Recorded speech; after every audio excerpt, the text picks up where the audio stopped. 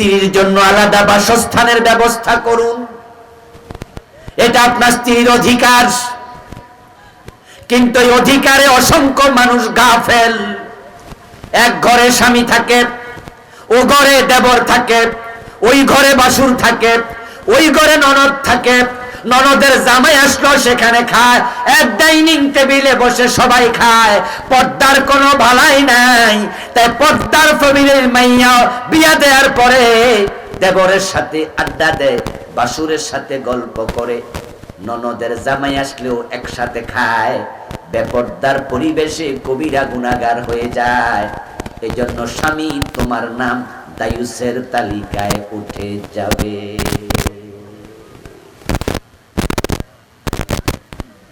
قال رسول الله صلى الله عليه وسلم الديوث لا يدخل الجنة। নবীজি বলেছেন দায়ুস জান্নাতে যাবে না, দায়ুস জান্নাতে যাবে না। কিছুক্ষণ আগে আমার আলোচনা শুরু করেছিলাম, আমরা এমন স্বামী হতে চাই, এমন স্ত্রী হতে চাই, একসাথে জান্নাতে যেতে চাই, ঠিক না? ওখান থেকে আবার পিছনে আসছি। আপনি জান্নাতে যেতে চান, কিন্তু আপনি দায়ুস স্বামী। আপনি জান্নাতে যেতে চান, আপনি দায়ুস বাবা।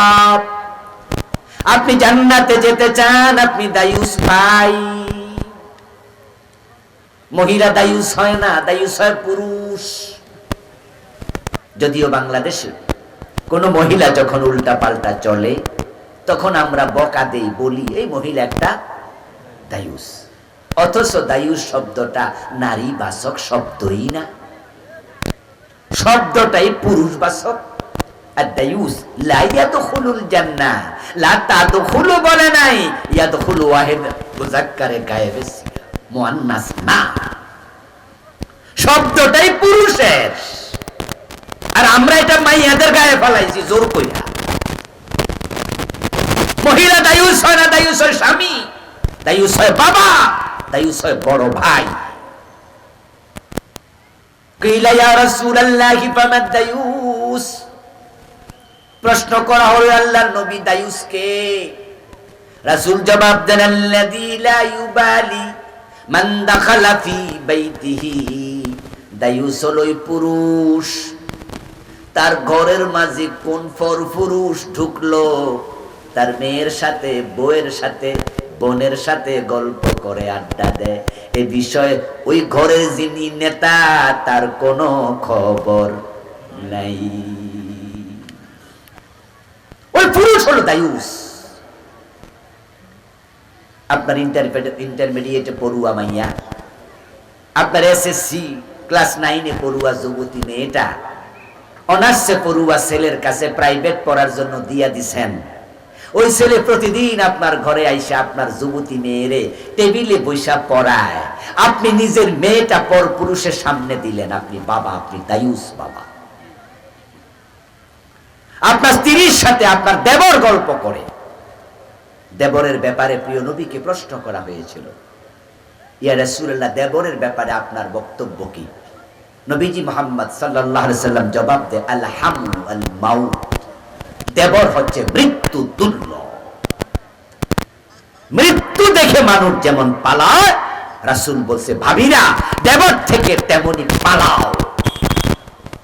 আর আপনি এমন সংসার, এমন পরিবারে আছেন, আপনার বউকে আপনি দেবরের সাথে গল্প করতে বাধ্য করছেন, কারণ আপনি আলাদা কোনো ঘর তাকে দেন না। তার প্রাইভেসি রক্ষা করার মতো আলাদা কোনো রুম নাই। এক ঘরে সবাই থাকে, একসাথে সবাই খায়।